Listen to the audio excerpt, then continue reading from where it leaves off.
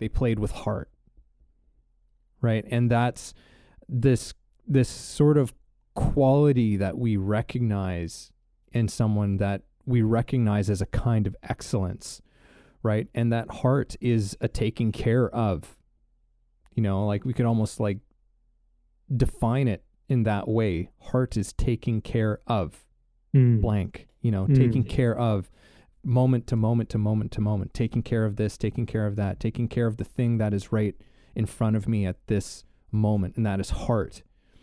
And we recognize that and we resonate with that as human beings when we see it. This is Way of the Artist with Brandon Colby Cook and Evan Schulte. Identifying your blocks and demystifying your struggles so that you can claim your own path and make your life a work of art.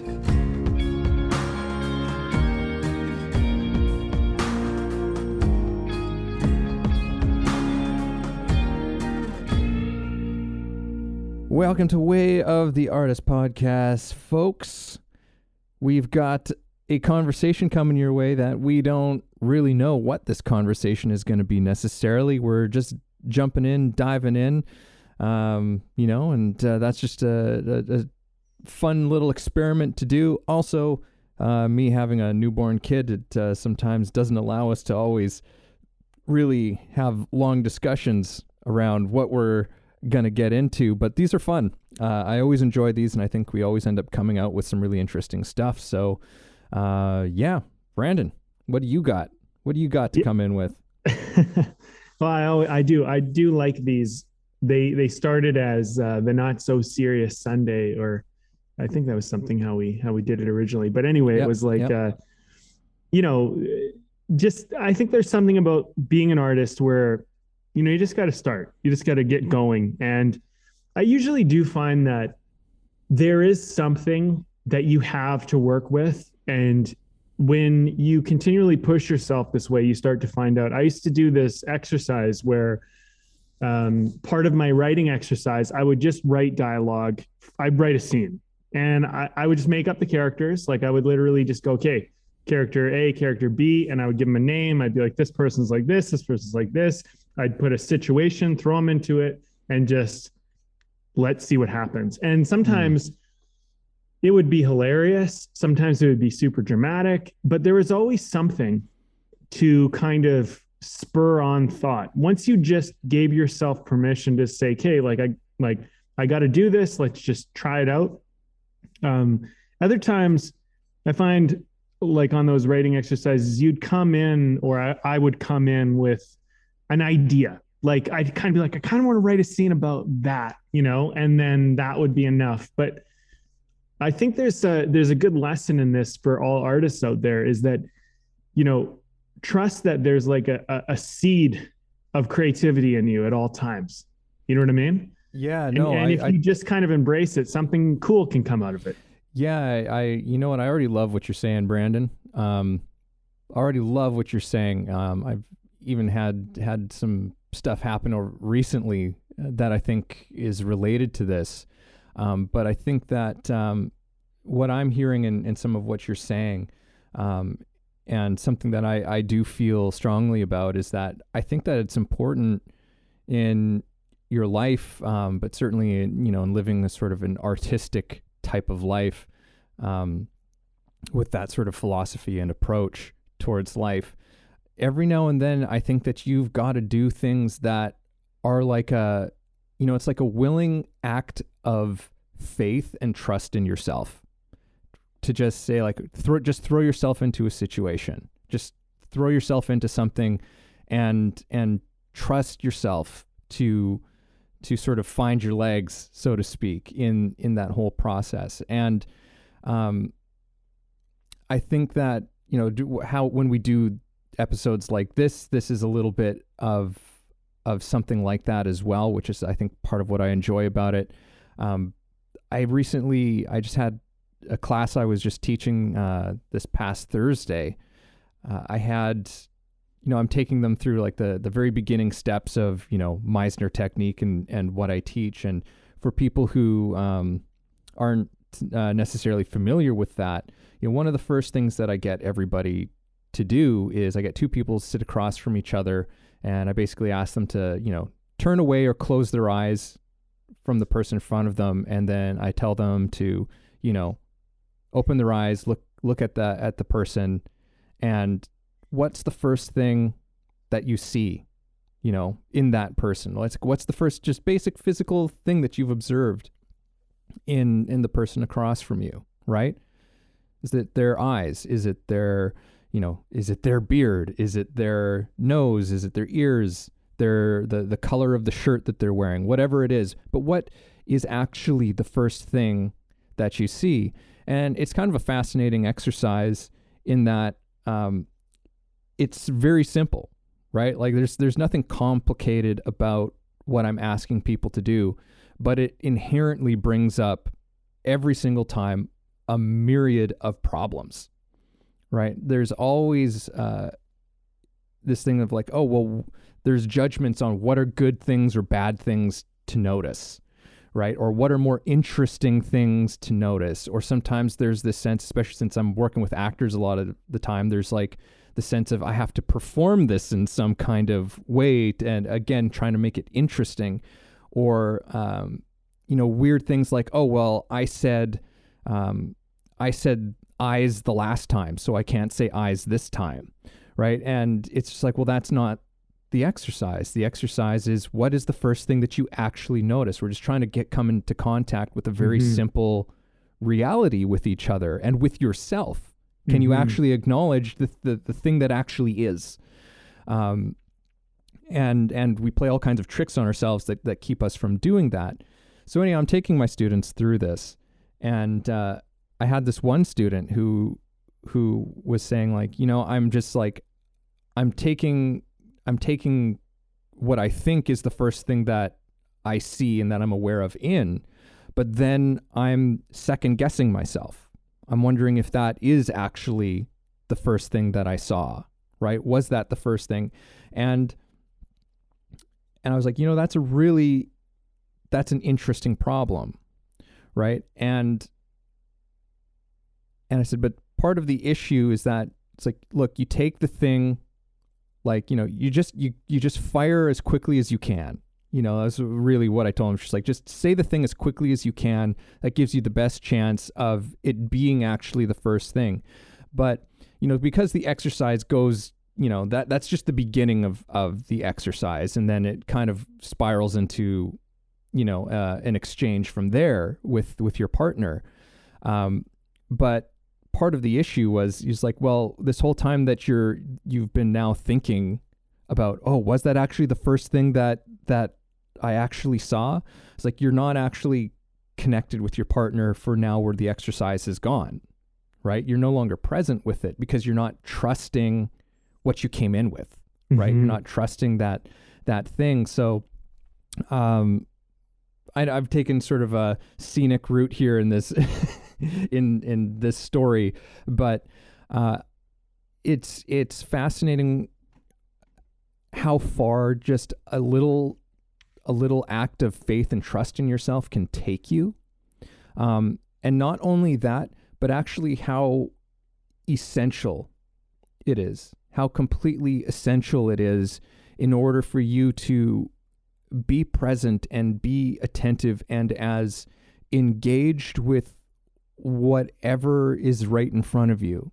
That trust in that and that act of faith to just jump in, dive in, and see what comes out, right? And the thing is that it might not be a perfect thing that comes out, but it will almost certainly lead you to a place of clarity. It will lead you to the thing that is next, or that is maybe the better thing afterwards, right? But that act of faith and trust is sometimes the only thing that will show you that, because you can't possibly know beforehand. Yeah, well, there's some good things in there that I want to mention. One is that, with that exercise you're talking about is a good example of starting from a place of truth, starting from something real. And I think often with creativity, there is a pressure that gets put on people, or we put on ourselves, where we go like, well, I want this to be good or interesting or whatever, and we don't trust that the truth is enough, that what is real and what is happening right now is good enough to meet the beginning of something. And I would argue the opposite. I would actually argue that it only begins once you hit a moment of truth. Nothing has happened until you've actually hit some type of truth. And if you want to look at it like an analogy I might compare it to is like, let's say you're trying to drill for oil. It doesn't matter if you drill the perfect hole. If you don't strike oil, if you don't find the gold, if you don't hit the thing that you're doing, nothing has really happened yet. You know what I mean? And I think that the truth in terms of creativity is plentiful. It's under the surface all the time, always ready, always available. But a crafty artist, and I think you've used this term before, and I love it. It's not crafty, but it's like clever. Thank you. Yeah. Clever. The clever artist manages to strike anything but the truth. And thinks they're getting away with something. And, they don't know why they're failing to make an impact, failing to get the result, failing to really get to the next step. And being clever can work against you in a big way. And so if you can truthfully begin where you are, it's not even, there is faith and there is trust, but it's almost beyond that. Like once you begin to see that that's really the only way to begin, like, and it's not always about like knowing that, like, let me give another comparison here. Maybe this will help. So let's say your goal is to drill and strike oil. That's what you're trying to do. That's the task. If you're too focused on drilling the perfect hole and not actually hitting oil, you're doing nothing.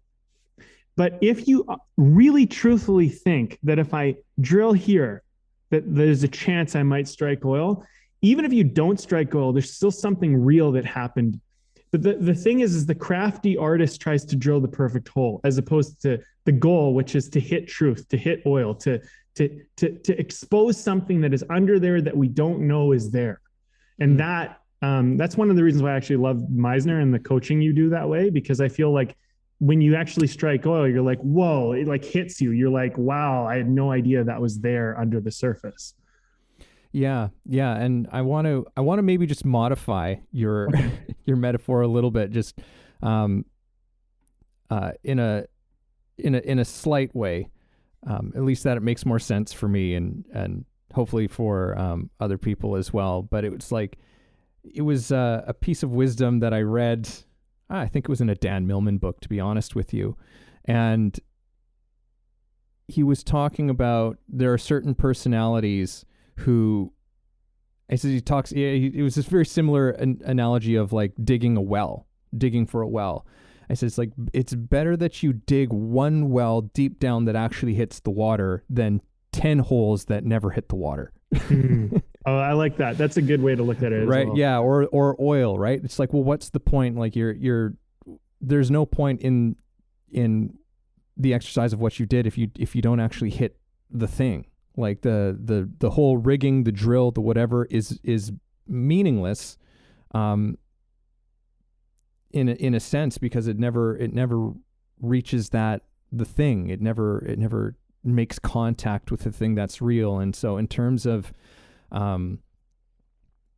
artistry, it's like we need to hit that the water. As opposed to, are we getting a little, I'm just trying to I'm like, how are we're over here at this new territory, it seems like. And I'm like, and this started out from a place of this trust and faith. I guess it has something to do with that. I just had to Sorry, everybody. Had to just like recalibrate myself.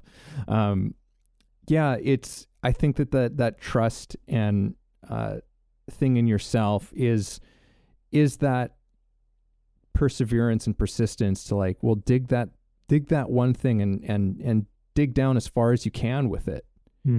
Right. Dive in and see what comes up out of it.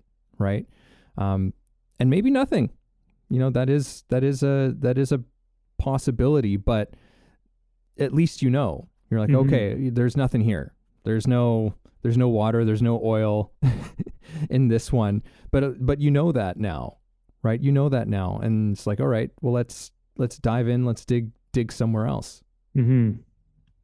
Yeah. Well, and also like, I mean, I think with creativity, a lot of creativity it is shooting from the hip in a sense. It's like you're trying stuff and you're going to see, okay, does this work? Does this lead to anything? Does this get me anywhere?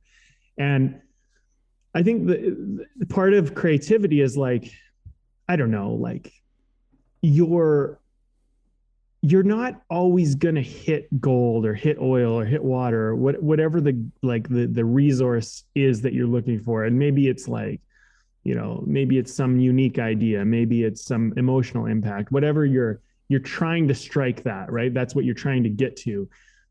And that's okay. I don't think you always have to put the pressure on yourself to be like, I have to always hit whatever I'm looking for every time I try something. But I do think that when you're going for something, you want to do it honestly. You don't want to play at it. You don't want to pretend to do it. You want to dig in there, so like a parable I might say is like if you're writing a love story, then you got to try to strike love. You have to. And if you're not hitting that, then you're not writing a love story. And if you're writing a horror movie, you got to strike fear and in yourself, not just in the audience, not just in your writing, not just in whatever, and one of the things that I learned through acting, which I always found was actually quite a valuable insight, was that, some of my teachers would say, okay, well, this show, what they're trying to do here is they're trying to create this. They're trying to create emotions of suspense and mystery and whatever. And, and the general feel of this show is everybody's suspicious, right? So, in a way, like what would help is if you could strike that sense that show is trying to deliver on, because like, I know this sounds like almost probably a little bit of an outside in way of working, but I do think that when you're doing a task, there's a clear goal. And if you might not know how you'll get that goal, but at least what you're trying to do here. Like if you're doing a comedy, the goal is to find the funny, to strike the funny, to make people laugh, to find the sense of humor, to find funny in it, right? And if you're not doing that, then you're not really hitting what you're going for. And to say like, be funny is a very outside in direction. But you have to look, like I think as a creative, you have to look inside yourself. And I think it begins with like, what do you find funny? And then you can actually work from that. And I actually think as a creative, you can build your sense of something. So your sense of humor, for example, might be quite limited when you begin, but as you work on it, you begin to develop your sense of humor. And it's like having a sense for that thing you're trying to strike. And you get more sensitive to it. And then you have this like, oh, I'm close. This is funny. It could be funnier. Or, whoa, I didn't, like you begin to understand almost how it works, And again, I mean, it's an interesting thing whenever we're trying to do something, because, I think an outside in approach to this podcast is like, we want to do a good episode. We want it to be entertaining. We want it to be informative. We have a variation of goals and ambitions we're trying to achieve. But at the end of the day, by saying like, let's be interesting, we will not be interesting at all. Yeah. Yeah. Like, and in some ways it's like, it's already inbuilt that we want it to be interesting. And so it's not really worth, in many ways, it kind of makes it like, all right, so that's not really worth spending that much time thinking about it. Yes. Right. Because it's kind of built in. It's like, I was just thinking in terms of what you're saying, like I cook and I enjoy cooking, and anytime that I do that, the goal is inherently I want to make a delicious meal, right? Like I want to make a meal that's not only feeds us, and sustains us, but is delicious, that tastes good. But the thing is that that might be the goal, but then it becomes a moment to moment spontaneous process in what I'm doing, right? Like if I'm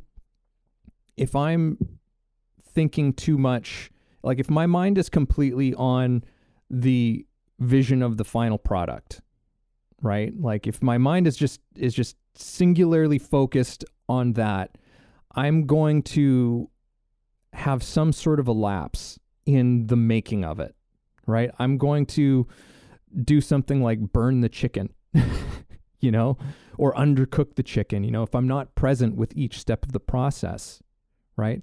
If I'm too focused on, if we become too singularly focused on the result, which is something that we've talked about so often, then we actually lose our capacity to do the things fully that will actually deliver that result. It's one of those weird little paradoxes, one of those little things that we have to come to terms with, I guess, or that we have to have some sort of good relationship with.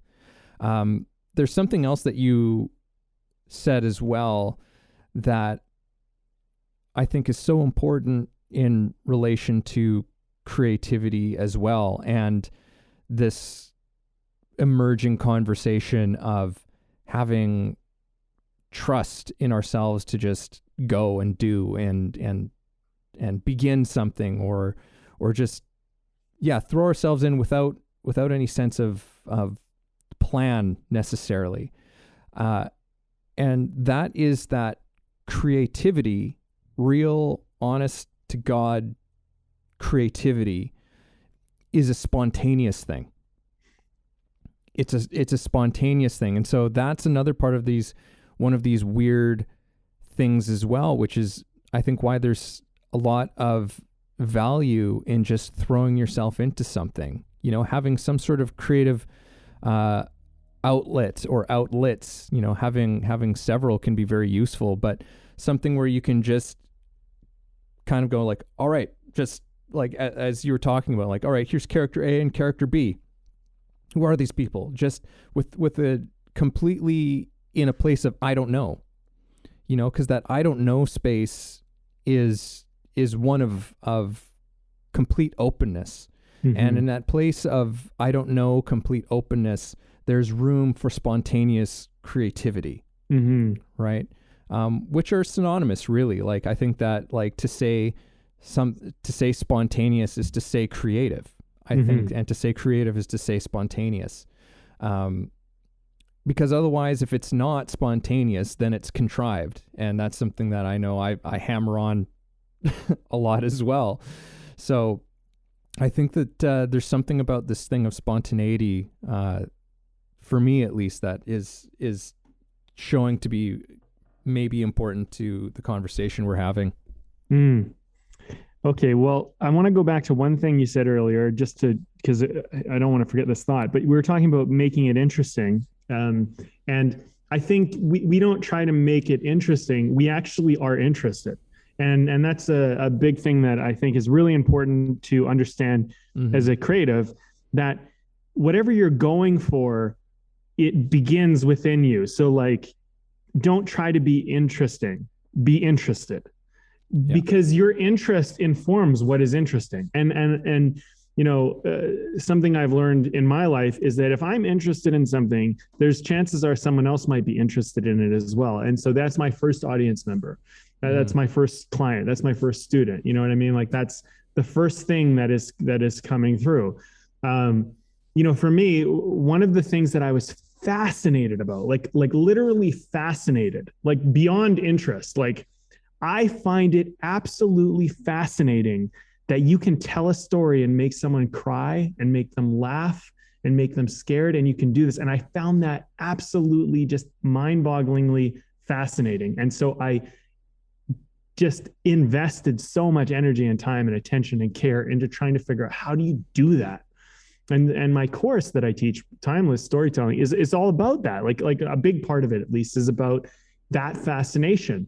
And I really try to bring people into my exploration of that fascination, and they find it fascinating, surprisingly, unsurprisingly, because it's really like, once I point this out to people, because people don't always think about that, they're like, that is fascinating. And it's like it's crazy. We're like magicians. Like, we're literally creating magic here, because none of this is happening. None of it's real. None of it's anything, but we literally can transcend an audience member. And, you know, when I haven't mastered it in the sense that I because I feel like it's one of those things I master it in a way, but there's certain things that I'm just always growing and figuring out. But like, one of the things is I wanted people to feel a couple things in this script. I've talked about it many times on the podcast, but I'll just bring it up because it was really the turning point for me when I really dialed in this sense of like, what are we doing here? You know? And there's this moment in that script where I'm like, I want to make people feel this heartbreak, this just this sense of like there was a moment in my life where my heart was broken. And the best way I can describe is it felt like my heart was being torn into two pieces, and it was being ripped from one side to the next, and there was a tear happening in the middle of it. And it was one of the most painful experiences, and nothing was happening to me other than I was feeling this internal heartbreak. And I still remember it because I was like, not only was I feeling this tremendous amount of pain, it was like I was paralyzed and I couldn't move. And then I remember it was like I was stuck, and I screamed like I was there, and I just went, ah, like I just had this like monstrous roar, and it was the only thing that would soothe that pain. Like I had to meet it with like this monstrous roar. And part of me was like, I want people to understand what heartbreak is, because I want them to see how important like love is, because in context that gave me the sense of just there's a beauty in the pain. I don't like, it sounds like I'm almost being like I don't want people to feel pain, but it's through the pain that they understand their love. You know what I mean? Like there's something in that. And so when I created this moment in the script, I'm like, I want people to do that. And one person got back to me, a few people got back to me, and they said a bunch of things, but one person in particular said, I read this part in the script and I literally threw it across the room. I threw the script across the room, and I sat there for about 30 minutes, and then I picked it back up and I had to read the rest of it. And I was like, oh my God, that's amazing. And so to me, my dedication is not just how do I do that, but I want to teach people, like, how do we do that? You know what I mean? And if that fascinates you, just talking about it fascinates you, and figuring out how to do it fascinates you, it's fascinating. You know what I mean? Like it gotta be in you. Like, and I know it's so simple. Like when you, it's so simple, but yet we forget to do it sometimes as artists, you know? It's a process of discovery. You know, again, it's like it has to be like all the stuff, creativity, spontaneity, discovery, like these are all in the same wheelhouse. And really for me, in terms of, you know, what we might call technique in anything, it's like, it's just to get you into a room. Yeah. You know, like that's all it is. Like that's it. To me, it's the more I'm convinced that's all of its function is to do. It's never the thing. The technique is never the thing itself. Technique is not creativity. Technique is not art. It's just something that, yeah, as I said, it can get you into a room or it's just sort of like a floor underneath your feet or something. But from there, it's up to you to discover and build something on top of it, because otherwise it's just a blank slate. You know, it's just your technique is just sort of a canvas that you've given yourself to do something on. And the rest of it is not necessarily something that can be taught in a kind of way. It's not something that can be, it can't be taught in the way that we normally think of, or in the way that most of us have learned other things in our life. Creativity requires a certain level of attention and listening. And I think that's something that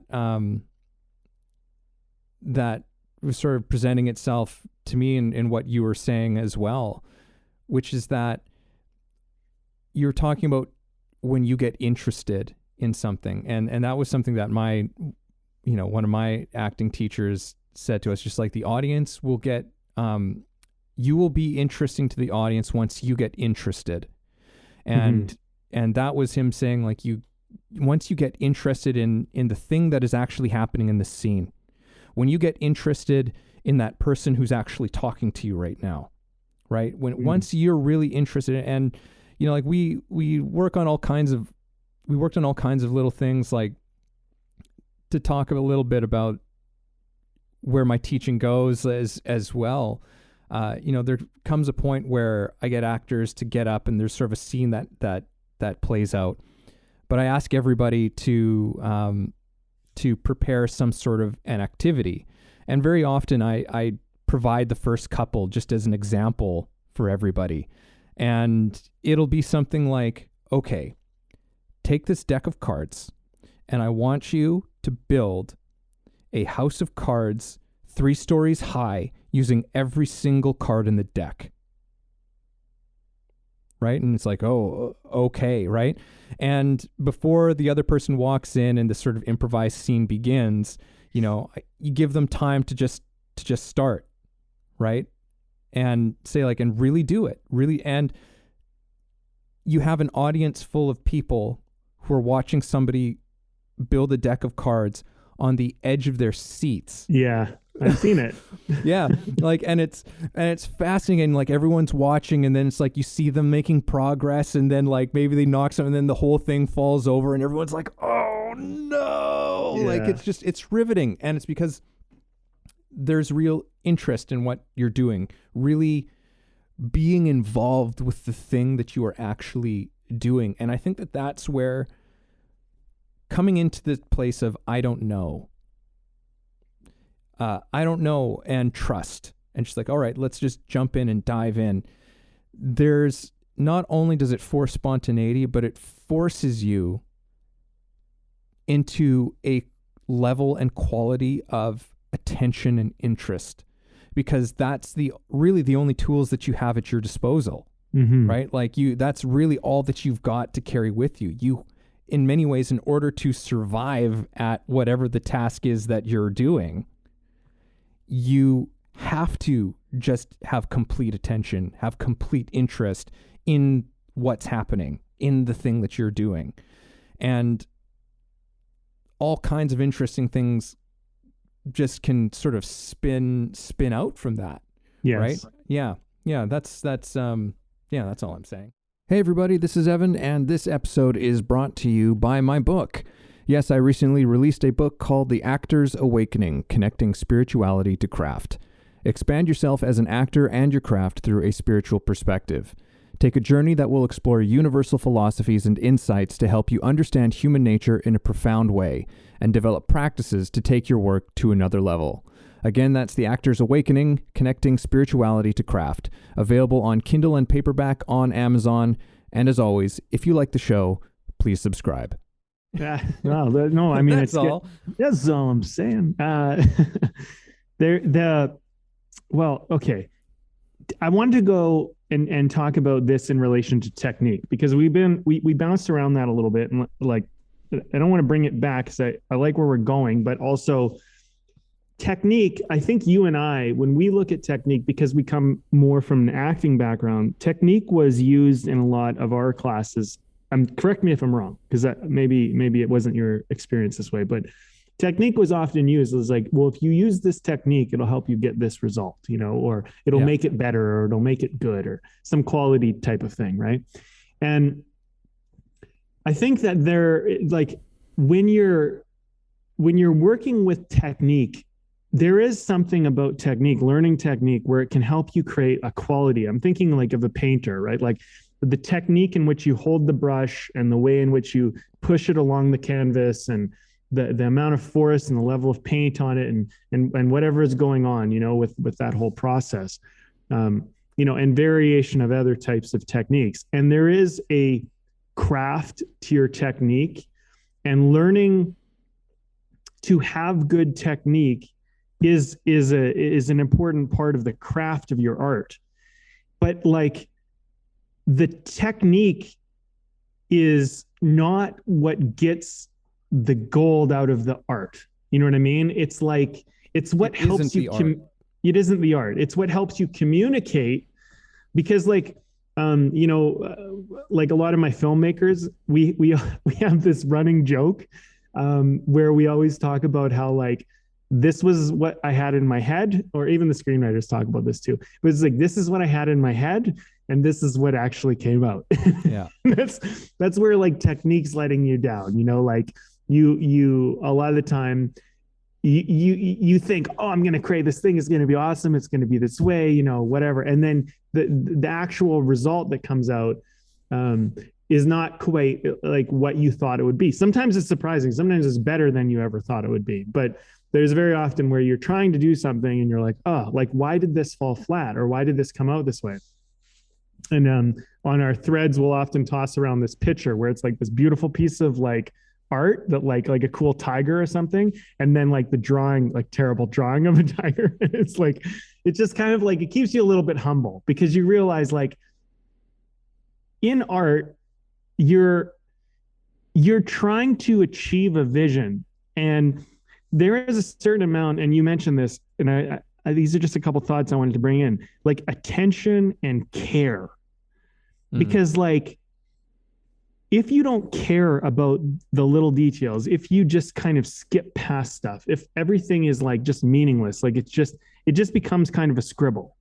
And just because you're relying a lot on like almost this internal discovery, this spontaneous thing, doesn't mean that you're not putting the care into the little details of what you're doing. Like, building the card deck, and I've seen people do this in the Meisner class. It's like, or something of that sort. And when people do it, they're really like, they really are trying to put a lot of care into building it. And they're also trying to manage the other person in the scene while doing their thing. Well, that person, that other person might have something they're doing. And it's like that level of care is almost more important than the thing. And I think that's the thing you need to understand about technique. It's like, it's the care in the technique, not the technique itself. It's like, because there's a technique in trying to make something actually work, but then there's the care in trying to get it to work in the technique. You know what I mean? Like, and that care, that like almost bridge, that's really like, I think, kind of more where the art actually resides. It's not in the thing you're really trying to do. It's not in the skill you have. It's like in that in-between flux of it all, Well, it's what's really interesting that seems quite obvious to me now, but technique comes out of care. Yeah, it does. Yeah. Right? It comes out of care. It's not care that comes out of technique. The techniques come out of, because, right. Whatever technique has emerged in any art form is the result of somebody who cared about what they were doing in the moment, right? It's just like, I'm trying to achieve this effect because there's something I really care about communicating, of something in me that I'm trying to get to express better. And that's how people come up with new techniques, right? Because it's just like, oh, what if I did this with my brush, right? If I pushed into it, or if I put really loaded my brush up with paint and did that to it, and then you realize like, oh yeah, it achieves this kind of effect, right? And then it's studied later. She's like, oh yes, here's the this technique, right? And it's so true. It's so obvious and so true. But yeah, you pointed it out. I mean, that's a really good point. Yeah.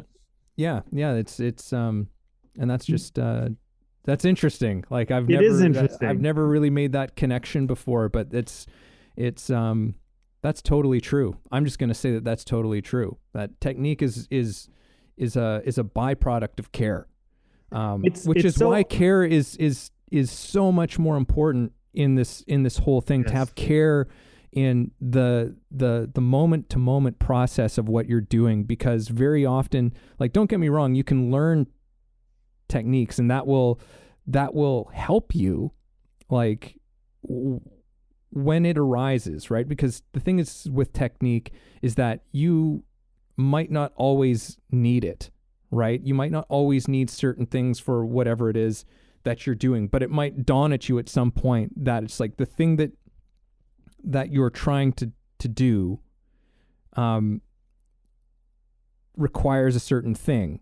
And you're like, oh, okay, I know a little bit about how to do that, right? But in many ways, care is the ultimate teacher, because you might come up with a completely new way of doing something, right? Because it's like, oh, there's no thing in my toolbox that is going to give me the thing that I'm trying to say, that is going to enable me to do that. So how can I do that? And that's when you see artists doing all kinds of interesting stuff, where it's like they're like, oh yeah, I couldn't get the right sound that I wanted for this film score, so I went out and I just started, like, bashing a rock against like a tin siding or something like that, and then and that had this sound and this quality, and they recorded it, and then that became part of, like, the beat and the rhythm to, like, this part in the movie that gave it this kind of feel. That's creativity. That's real creativity that is arising out of some other thing that is not technique, right? And that's something that's done all the time, and film scores is one of those things that I think is interesting for that. I'm always fascinated when I hear stuff like that, when these composers have gone, it's like, oh yeah, like, they did this post-apocalyptic movie, and instead of just having some orchestral, like, drum and traditional instruments, they went out and they started hitting oil barrels with stones and sticks and whatever, and it creates this kind of visceral, kinetic, off-putting character to the song that they're making. Yeah. Oh man, yeah. Sound technicians who do Foley in film, and Foley, just for those people who don't know, it's kind of lingo. Foley is when you add a sound effect to the film, like you add additional sound effects that didn't actually get captured or recorded in the event. And Foley artists are quite amazing, because they'll find really good ones will find amazingly visceral sounds that impact you. And we had in one of the films that I did, we had someone get shot, like a sniper shoots and hits them in the head. And this is a Foley technique that I learned, but you take like maybe a melon or a watermelon or some type of melon, some type of thing with a harder kind of shell in an innard, soft innard, and then you like hit it with a hammer, and it creates this like kind of sound. And when the person gets hit in the head and you hear that with the sound, it's like, it feels like something broke through their skull and like hit into their right. And it's brutal. It's a visceral. It's like, you just feel like, oh, right. And these sounds are so powerful, and it's such a creative thing. Like, and that's actually a very simple one. I've heard of some of the techniques that these Foley artists do, and it's absolutely incredible how they'll bring the richness of sound into film. And these are things as an audience member, you wouldn't even notice had happened. You would just have a visceral emotional experience, and someone created this thing that you didn't even know existed. And it seems so real to you when you're watching the movie or something that you would just assume that that is the sound, but someone had to find that sound. Someone had to dig in. And, and this technique of hit a melon with a hammer or whatever, it's like a technique, but someone did it because they cared to try and get that feeling to be a little more visceral, a little more real. Mm-hmm. And there's all sorts of interesting things that way when you just take care in your art and you put attention towards stuff that, you decide matters. Right. And, I think that's the other thing about technique I'm realizing as we're going through this is like, you decide it matters. Mm-hmm. Like that's a big part of your responsibility and just your signature as an artist is like, you decide what matters. And if it doesn't matter, you'll skim over it. And if it does, you'll put attention on it. And I think so much of the audience experiences of art is what the artist gets them to pay attention to. When I got someone to throw the script across the room, we were talking about this in my class, right? Because like everyone's like, well, I got emotional, I cried, and we were talking about it, and it's like, and they like everybody kind of began to see it when you put enough attention onto something, it becomes so real for you. Like that's why you're crying. Like, why are you crying? This is all just made up words. These are just made up people. This never happened. But like for you in those moments when you're reading that script, hopefully maybe one day it's made into a play and a movie, but like you care.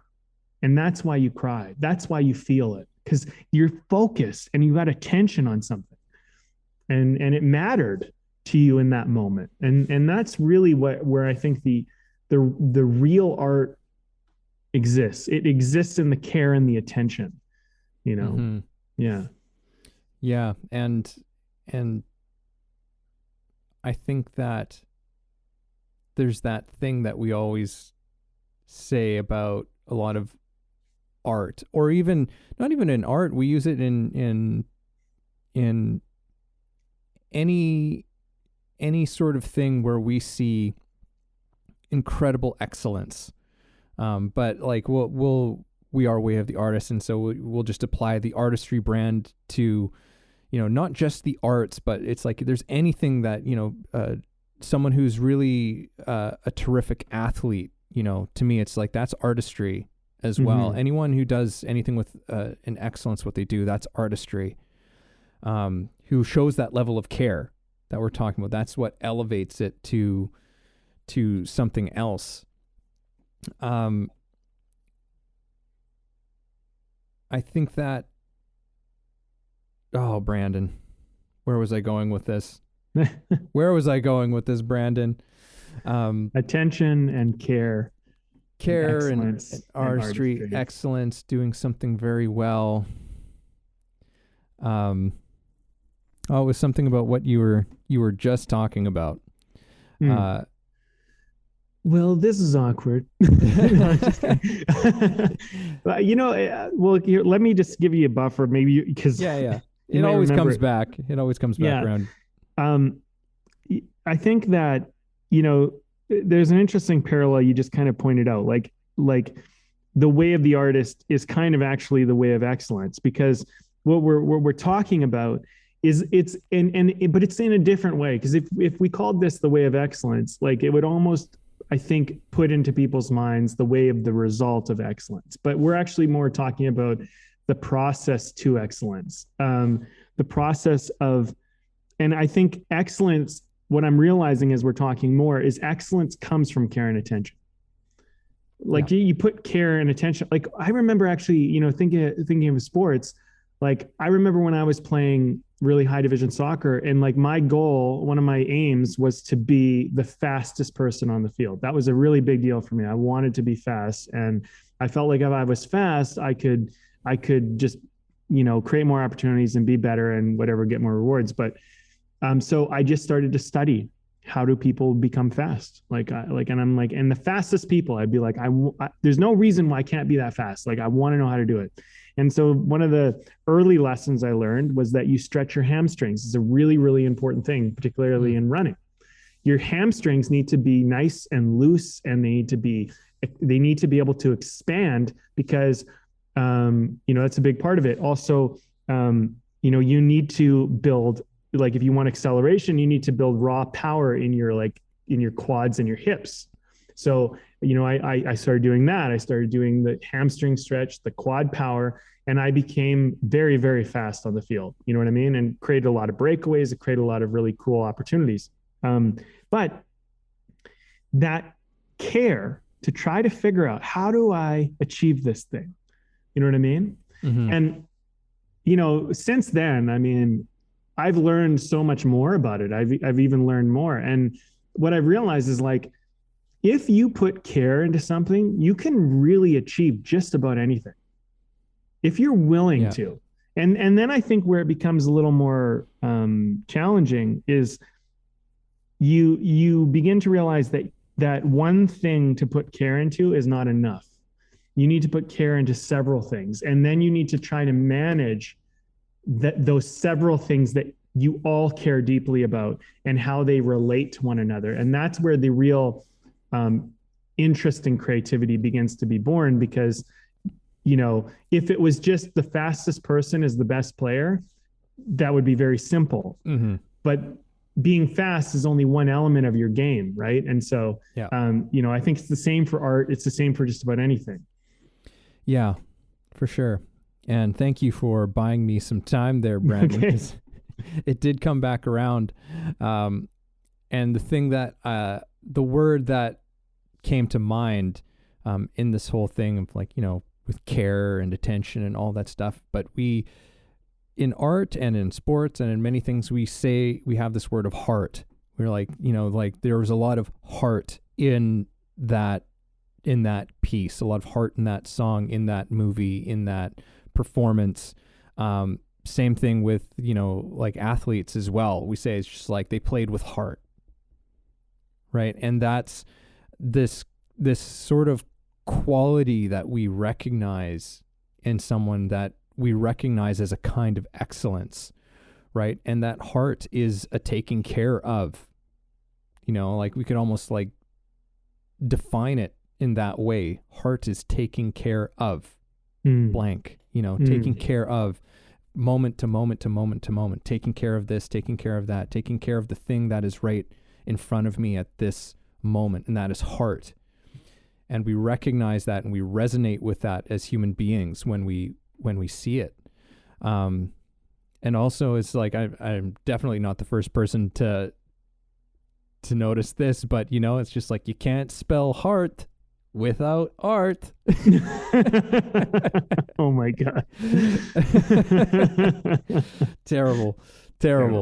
Hey, well, look, let's bring it back to a little bit where we started, if you don't mind. I keep bringing it back. Bring it back. Bring it back. The kind of the seed of creativity and starting out of this place of a little bit out of the unknown, but we were kind of just saying like how there's something to pull from, underneath everything. And so I think that, like, you can learn all the technique you want. You can learn, how to do something well. But at the end of the day, you still have to have that magic something that you're working with. And I think when you deny yourself the investigation of what is truthfully, like, under the surface, and by under the surface, I mean like what's within you, that is this kind of ever-changing, unknown source, and you could look at that in a variation of ways, but like, it could be just the emotions you are feeling right now, wherever you are in your life. You could look at it as some divine thing of like being tapped into the all connected whatever, but like that thing, and I believe the way you get under the surface is you actually have to follow, like, either follow the feeling, follow the thought, follow the thing that is true for you. So if you're curious about, I don't know, let me make up something really weird. Penguins. Follow penguins to the end, because in penguins, you don't know how, but that's where it is. But if you're genuinely interested in penguins for some reason, you're just like, whatever, I'm just making it up, could be anything, and you follow that, no matter how ridiculous it is, it leads to that source. I found this to be 100% true in my life. I can be interested in the most mundane, silly thing, but it always leads to a really interesting source somewhere down the line. And if I just follow it and I put enough care and attention towards it, I always end up there. And it's always quite fascinating when I get to wherever that led. And it might be totally, wherever it's leading me to might be totally unrelated to the initial interest or idea. Yeah.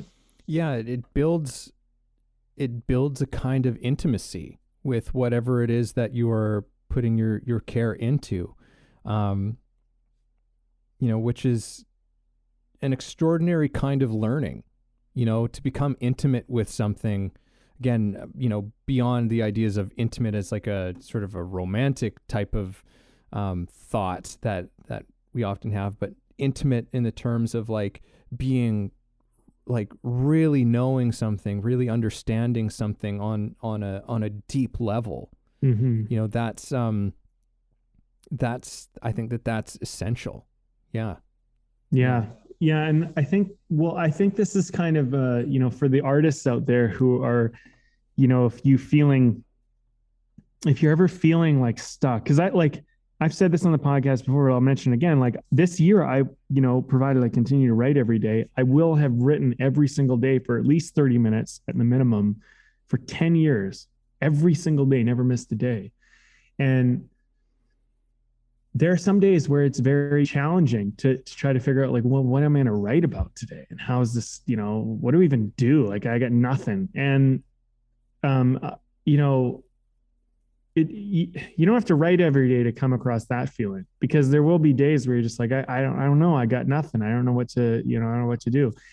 If you just like take the most silly thing, that you're interested in, you just go, okay, I'm just going to write about it. And something I'll do now, an exercise that's really helped me, is I just go, okay, Brandon, what are you interested in right now? Because there's these days where I don't have anything. I'm just like, I don't want to write.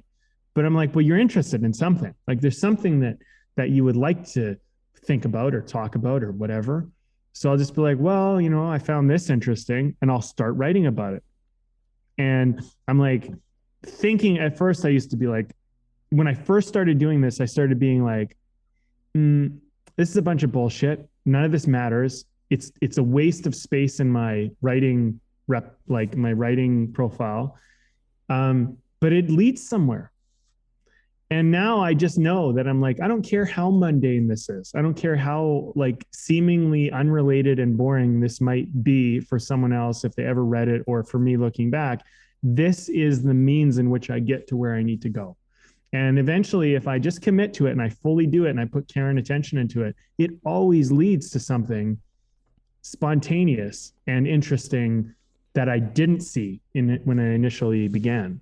Well, so much of the great moments of art and history have been artists recognizing the beauty in the mundane, right? Something that we just wouldn't look twice at ordinarily, right? Yeah. We wouldn't give second thought to, and an artist just kind of holds it up and shows it to us, and we're just struck by the beauty, of something like a fucking apple, or a tree or something like that, and it's just like, whoa,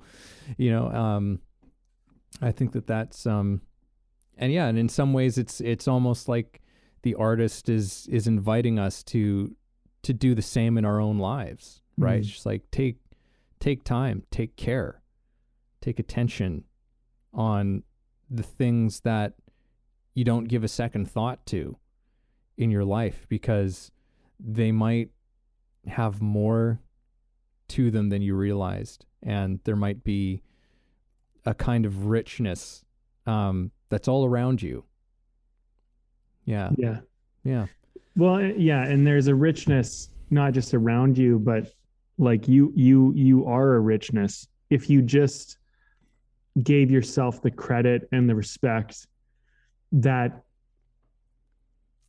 everything is kind of special in the sense that what you're experiencing, your perception, like no one in this entire existence will ever walk in your shoes with your experiences through your perception in your way. And for you to honestly, authentically share your expression is a gift. Now, not everybody's going to care, and most won't, but someone might, and that is the beginning steps of communicating. Communicating it and opening up this world. I mean, your art is, in a sense, opening up a world for people that they might not be noticing or thinking about, and helping them to see something like, like, for example, like, I don't know, like, here's a silly one, like Yellowstone, for example. I find that to be a somewhat unique show in the sense that it focuses on some things that a lot of shows don't focus on. And I like it for that reason. I like it for the reason that it puts attention onto something that I feel like doesn't always get a lot of attention. And I think there's something really kind of cool about that. Say what you will about the show, but there's lots of shows like that. You know what I mean? And they put attention onto something and you go, oh, like how interesting. I get to be entered into this world, which, I mean, this point of view even, so there's, I don't know. I think you have to be mindful too. And I'll say this one last thing before we like kind of wrap this up. You got to be mindful of your ego, because your ego is always trying to get in there and be like, I want to be special. I want to be important. I want to make this matter because I want to matter. And I think that's where often the art can go a little astray, because your ego is actually, I think, more of a blinder to your truth. For sure. Yeah. Well, yeah, let's wrap it up, man. I mean, beer. Well, look, I got a different one today. Kennebec is what it's called. Kennebec Pilsner. It's by a Snake Lake, which I've had a few times. But I haven't had this particular beer. And it's a Pilsner. It's tasty. It's new for me, and I like it. And that's what I got. Beauty. I'm drinking, I don't know, I may have had this one on before, but this is, I'm drinking one from the 101 Brew House and Distillery here in Gibsons, BC. And this is their Tall Faller Hazy IPA. And I like a hazy IPA. Me too. It's delicious. What can I say? What can I say? What can you say? Hazy IPA is I can never usually go wrong with one of those. So, yeah. Well, my man, you got some final thoughts? Yeah, I mean, probably. This has been a great chat. I feel like there's been a couple of very interesting sort of things that emerged for me personally in this one.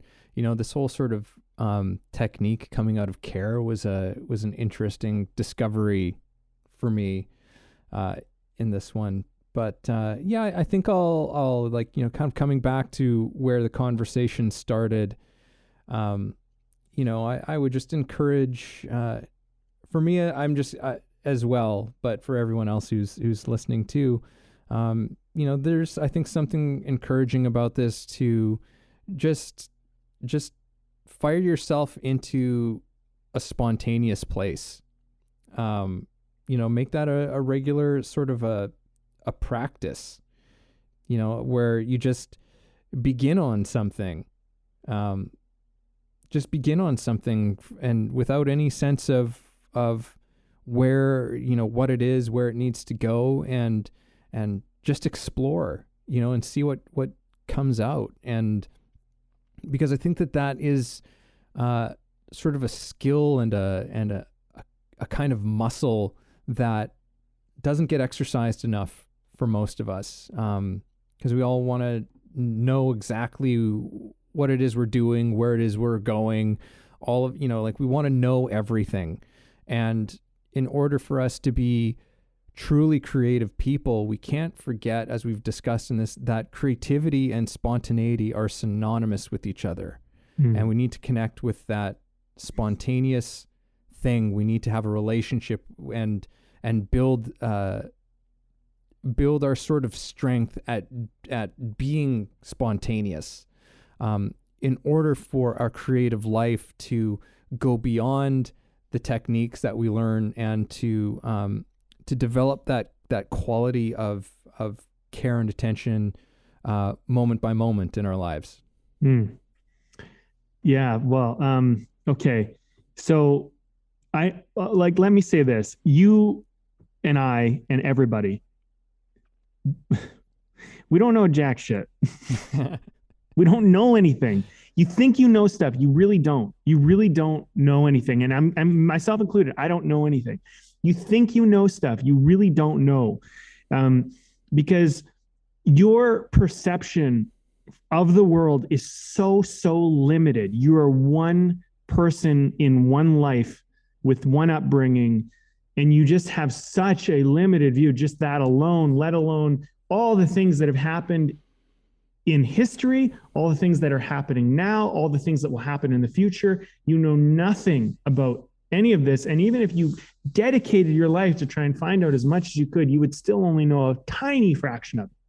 And this whole needing to know thing, and you pointed that out, and I just want to bring this up, is like, that is your downfall, because you really just won't know. Most of life is an exploration and a discovery, and that's what makes it so amazing. And so art is that, excellence is that, everything is this unknown. So let go of this needing to know. Embrace the unknown, embrace the whole, I don't know, be okay with that. If someone knows a little bit more than you, it really doesn't matter, because the amount that they know more than you is so minimal compared to what could be known and what is out there and what is unexplored, that just go after the pursuit of your interest and your curiosity, because that is all you really know in this moment. And I would say this, what you're going to grow into, and what I'm going to grow into, what anyone's going to grow into, we have no idea what that is meant to be. We have no idea what that is. You might think, oh, I'm going to grow and I'm going to be this and whatever. And maybe you'll be right. Maybe some part of it will be right. But there's this whole other part that you have no idea about. So to give you an example, like if you're a plant and you're a seed under the ground and you're going to grow into something, you don't know if you're going to be an oak tree, if you're going to be a rose, if you're going to be a piece of grass. You don't know what you're about to grow into and what your form is, right? Like what are you supposed to be? And even if you start thinking and you're growing into something, you go, oh, I know what I am. I'm this. Your world could change and you could grow into something else, and you will adapt as new information comes in. So something you're interested in and you care about today might be meaningless and totally unimportant to you tomorrow. But it doesn't mean that you shouldn't pursue the thing that you're interested in today, because that's what gets you to grow. And that's what gets you to grow into and create into whatever you're trying to do. So I think at the end of the day, what I've taken from this conversation was two things. And Evan, you pointed out one, which is technique comes from care. That was huge for me. And it's so obvious once you said it, but it really wasn't something I was thinking about. And the other thing I would say is work with what you have right now, because that is real and true for you now.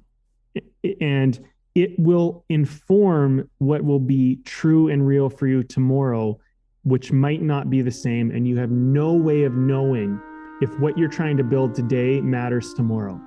So let today inform you into tomorrow, and then tomorrow do it all again as today, because that's all you have.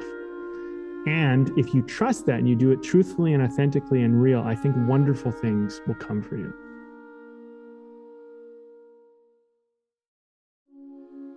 Thank you for listening in on our conversation today. We hope you found something helpful that you can carry forward with you. Head over to our website, wayoftheartist.com, for more free exclusive material and learn about the show. If you haven't already, please support us by subscribing to the show, sharing it with people you know, and keeping compassionate, creative conversation going.